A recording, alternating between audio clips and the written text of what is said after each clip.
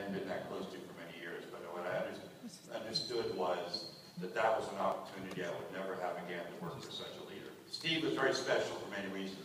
The real important part of Steve was he was destined to take technology and make it human. So making technology for humanity was his goal in life.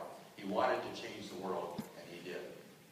Working for Steve Jobs also, I learned a lot about how people operate, how they get along together.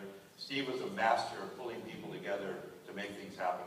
Even though they felt they would work for him, it was 24 hours a day, they would never leave him, and he had this incredible way to pull people together because of the vision.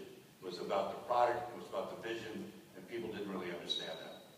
What people don't realize, Steve Jobs was an artist, and he would be drawn to other artists. So he would be drawn to places like Italy because he was interested in how design was and how it worked.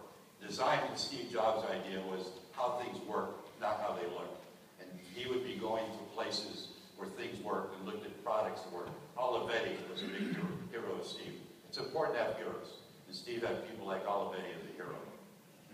First of all, you can never replace Steve Jobs, but what Steve's done at Apple, which I think is really great, he's created a team of people to do what he did personally. And when they introduced the new iPhone 5, it was a team effort to introduce it, which I thought was really a legacy that Steve left behind. There's been some problems with the phone. We will see how they react to them. The problems aren't quite as severe as they're made out to be, but Apple's on such a pedestal now, everything that happens there is going to be questioned. I believe they will overcome it. I believe they'll be great. And I believe they will continue to produce great products.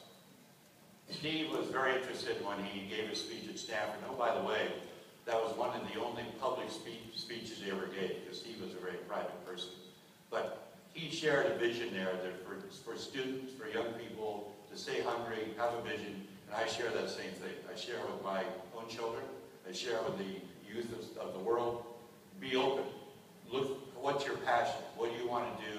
And follow your dream. That's really important. Ecco, questo è l'intervento di J. Elliot. Proprio da Alessandro Capillori, proprio qui davanti, che dunque introduce molti temi, come avete sentito, quello della bellezza, dunque l'amore per l'Italia e anche dei suoi prodotti. Adesso vorrei chiamare qui Carlo Massarini, che è conduttore radio televisivo, tutti voi lo conoscete, soprattutto è un esperto di media titolo mio, Carlo, vieni così siamo sicuri di non sbagliarci, e ci farà proprio un ritratto a 360 gradi di Steve Jobs. Grazie.